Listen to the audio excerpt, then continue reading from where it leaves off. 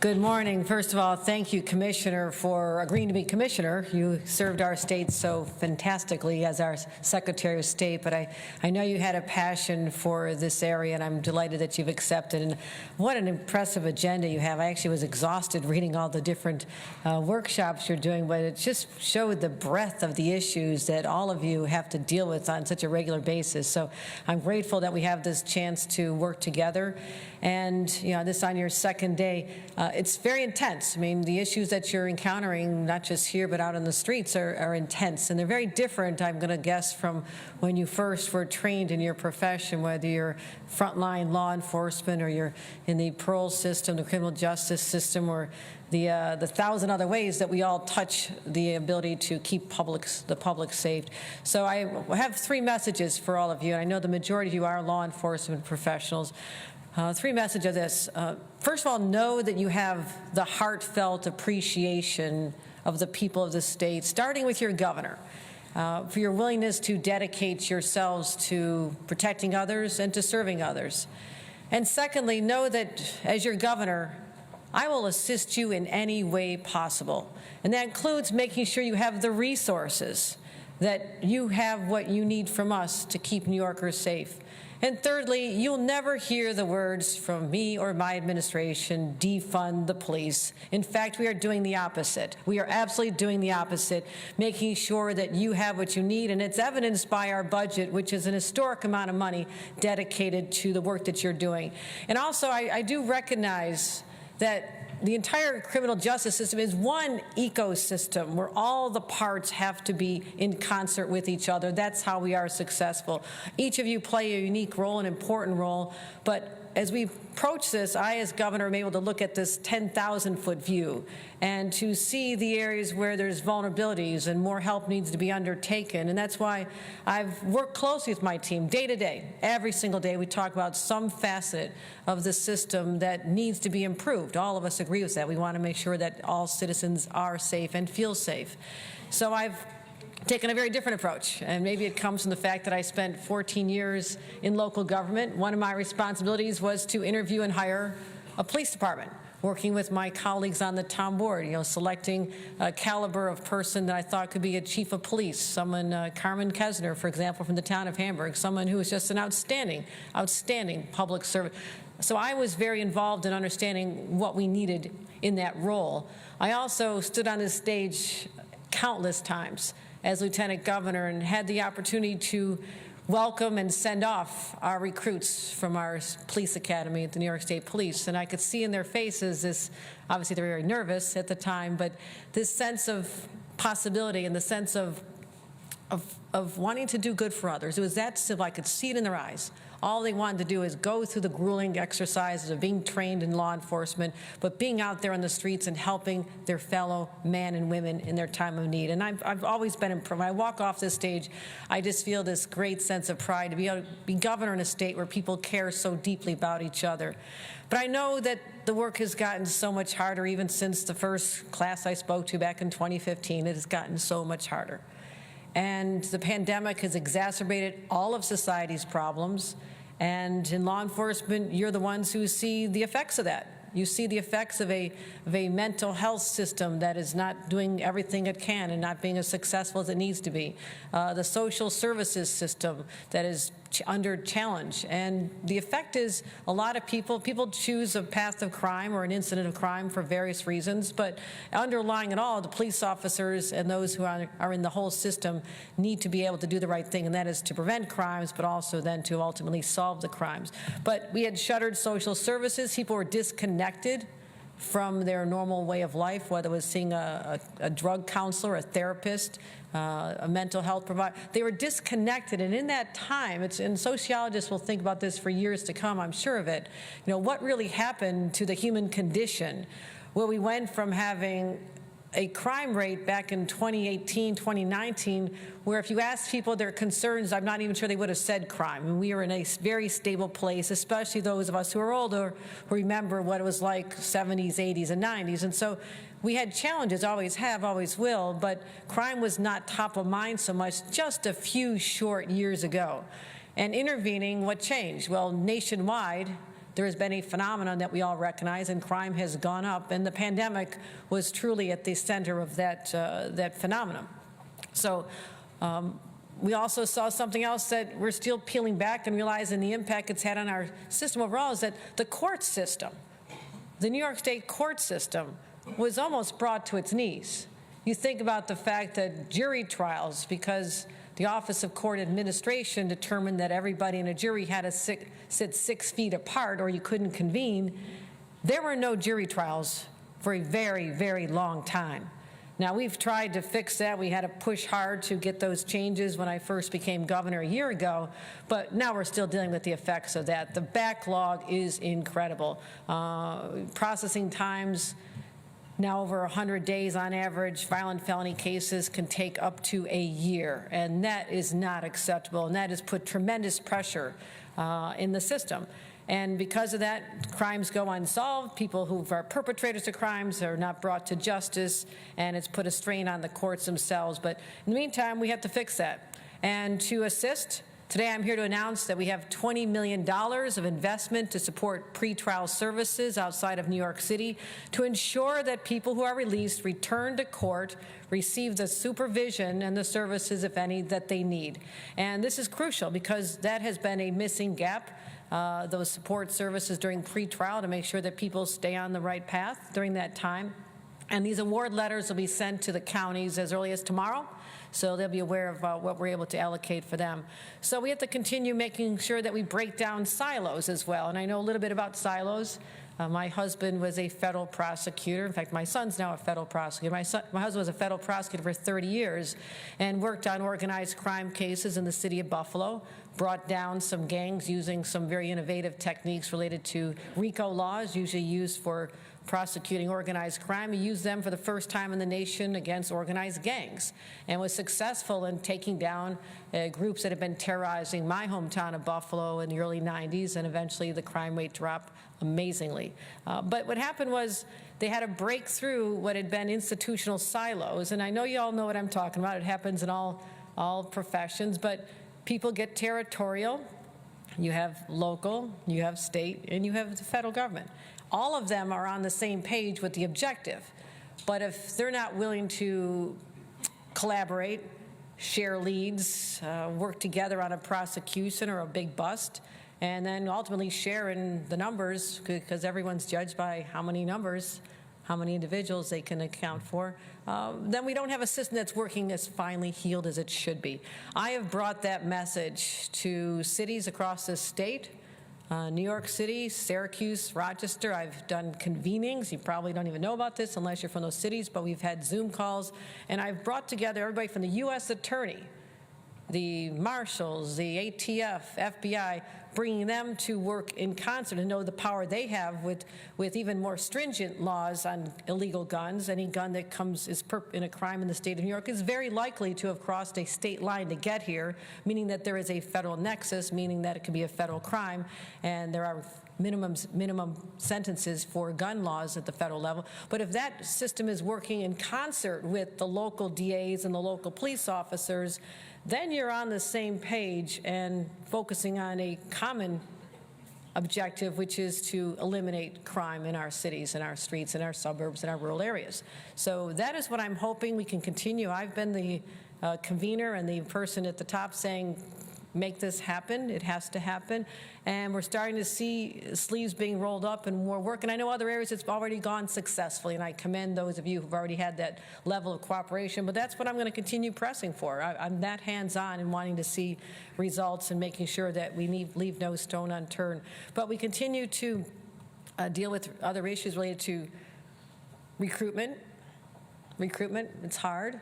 We're going to be having more classes of state police recruits. I'm going to be making sure that we have the opportunity. We also have to go out there and talk about the nobility of this form of service to others, where you've literally, as the Bible says, been willing to lay down your life for others. And I want people to understand the power behind that and the decisions that are behind that, and how we have to respect that more than people have felt has been the case for a long, long time. So that is why I'm going to continue focusing on that as well. And in my budget, my very first budget as governor, had an opportunity to just put down the marker and say, I will make this a priority, making sure that our police service is everything they need, and we put $227 million. That is the largest investment in public safety in a generation. It was the right thing to do, and as part of that funding, today I'm here to announce another $30 million to support local law enforcement and invest in new technologies. We always have to stay steps ahead of the criminals. This will help solve crimes as well as build trust between communities and their police departments. And I want to make sure that you have the best and the brightest license plate readers, the body cams, the gunshot detection devices, fixed and mobile cameras, robotics, drones, whatever you need to help us with our hotspot policing, which is what really makes a difference when you think about it. It's about being targeted. It's about saying, we know this zip code, we know how to watch this, we know where we can put cameras, we know we can put license plate readers. That is how hands-on all of you can be with the resources that we're happy to announce here today, another $30 million. So also, you know, the scariest thing for most people are guns, gun violence. And I've studied the national trends. Very curious to see what's going on across the nation and how we stack up in that space. We know that there is a nationwide gun crisis inflicting trauma on so many communities. I've traveled every corner of the state. More recently, I had to be with our Buffalo Police Commissioner, who is just an exceptional person. I don't know if he's in the room. I think he spoke yesterday. But the trauma that my hometown went through with a mass shooting of people simply going to a grocery store on a bright, sunny afternoon on a Saturday in Buffalo, 10 minutes from my home, literally 10 minutes from where Bill and I live. And I've been back many times, and the trauma of that is still real. People are still, in some cases, afraid to go to a grocery store because you don't know if it'll happen again. So entire communities are paralyzed, and we're also giving money to communities that are affected by gun violence so they can have the resources to help people feel more comfortable in their existence when they've had to deal with not just the mass shootings, but also the day-to-day shootings, which are so traumatic. So a day hasn't gone by where we're not pushing hard. That is my continued commitment. But also we've had to do a lot to help you. Banning ghost guns, for example, my gosh. To think that someone in the state of New York could literally order online a gun, assemble it, and have that be legal in our state, well, no longer. Signed that last October, to make sure that it's getting those ghost guns off the streets is important.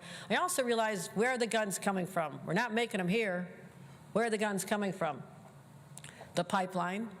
Some of it's, the iron pipeline up the 95 corridor. I see an awful lot coming in from Pennsylvania. The gun shows. I see people in our state being willing to travel down Route 81, go to a gun show, open up the trunk, load it up, and come back to our borders and either go straight up to Syracuse on 81 or head over to the Bronx in the city of New York. So we watch the trends. We know where they're coming from. But what has struck me last January when I said, why aren't we doing more with the other states that they're traveling through?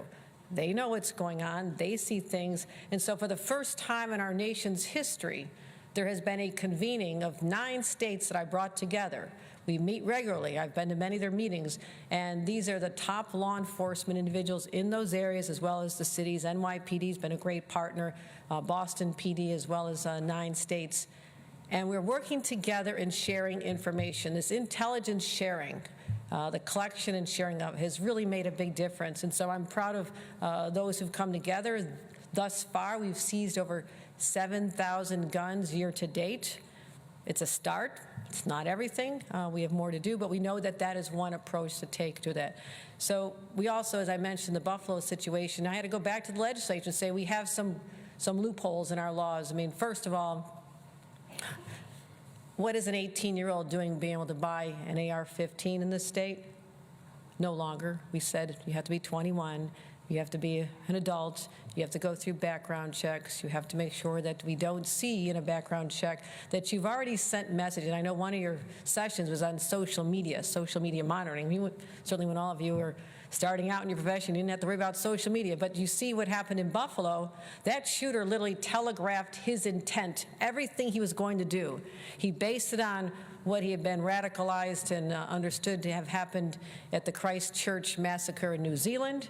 He almost parroted that verbatim, and he, in a manifesto, put out exactly what his intent was, all on social media, all out there. So I've had to speak to some of those organizations, but that's another whole side that deals with privacy and other federal laws. But I will do what I can in our space, which is to be able to examine that when we're doing our background checks. As I mentioned, we're doing much more on our community-based strategies as well. Our SNUG programs, our street outreach, getting people, and I've met many of these groups from the boroughs all the way up to Buffalo, sitting down with them and saying, many of them understand the streets better than certainly I ever will, because they've lived them. Some of them have taken the wrong path, and they saw how they got there. And they have a powerful lesson to share to other young people, in particular, young people who've given up hope, young people who already believe that they're going to be dead by the time they're 25, so what difference does it make? They can approach those people. They can be the trusted messengers. So we need to continue funding them and ramping them, because they are amazing partners for all of you to identify people who can be helpful, get a message out, as well as identify perpetrators in a community, which is also critically important. So that's why we increased our funding for the SNUG programs, the anti-gun violence programs, up another $20 million, $15 million for gun violence prevention staff, and all these other, I have all kinds of numbers. You all look at our budget, but it's more than just talk. It's not me standing here saying I'm committed to this. It's also about saying, okay, and here's the numbers that it means money back to your communities. So what have we done in the last year? Again, I watch the numbers like a hawk. I'm either watching pandemic numbers, COVID rates, polio rates, monkeypox rates, and I'm also watching the gun rates, because we have to be data-driven as well. Compared to last year, and last year was a very bad year, because of your efforts, and I applaud you, every one of you, shootings across the state of New York are down 10% from 1 year ago. And we're outpacing the rest of the country. As you know, this is a national phenomenon, the gun violence, national phenomenon. We are outpacing the country, where on average across America, the drop is only 2%, 2%. And let me just tell you some of the numbers around the state, because they're quite interesting. Shootings are down 13% in New York City, down 11% in a place like Mount Vernon, down 21% on Long Island, down 21% in Utica, down 27% in Yonkers, and many other cities we're watching as well. But I found so interesting, even with the inclusion of the 10 people shot in that horrific massacre in Buffalo, shootings in Buffalo are still down 36%. That's extraordinary. That's extraordinary. And so, of course, I'm saying, well, let's see what they're doing in Buffalo. Are they sharing that practice? And I know it's very targeted. They know exactly where they need to go, and they're doing a great job. But, you know, when it comes to the story of our fight against gun violence here in New York, new chapters are being written every single day. And there's a lot of pain associated with it and a lot of angst, and you see horrific things out in the streets. And again, you know, I just hope that you get the support and the services you need. I saw that some of your workshops dealt with that. I mean, let's just acknowledge every one of you is a human being, and what you have to see sometimes or hear about it. Just the times I've had to hold people who've lost a loved one, and the pain is so palpable. And as another human being, you're affected by that.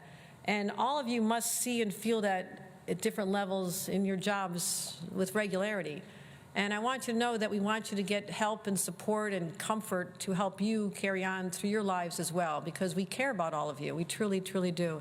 So I will tell you this. We'll continue confronting this crisis head on. I will never stand here and say, never spike a football. Never. I'm a Buffalo Bills fan. I know. You're only as good as the last game. We're going to be better next time. I guarantee that. Get rid of those injuries. We've got to get everybody healthy. Don't get me into my Buffalo Bills analysis, but I do see the end zone. I do see that we can restore people's confidence, restore public safety, restore that sense of well-being that is so important to me that people have. And I am going to remain committed as your governor to focus on this with 100% attention, support all of you, and ultimately we'll get closer to the end zone and make sure that people know that this is a state. Again, we're comparing ourselves to other states, but that doesn't matter to me. It's what's happening in the state of New York, and I commend you. I commend every one of you for the work that you're doing, and we will get through this together. Again, thank you so much.